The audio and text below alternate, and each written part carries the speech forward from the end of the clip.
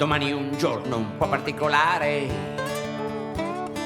con i colleghi a lavorare, le forbici o il coltello addirittura, e daremo inizio alla tosatura. È un avvenimento eccezionale, tutto l'anno ad aspettare. Non va muta oppure masticata la pecora sarda, anche tosata.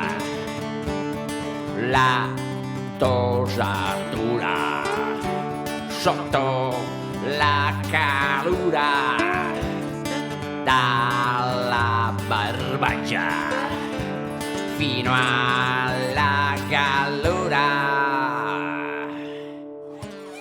Con la lana bianca o nera tipo asfalto, ci facciamo smanicate a collo alto, altrimenti poverina la pecora suda.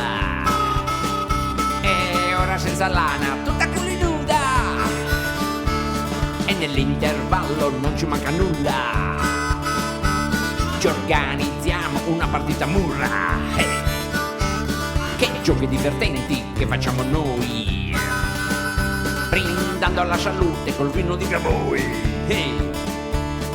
La tosatura sotto la calura, dalla barbaccia fino alla gallura.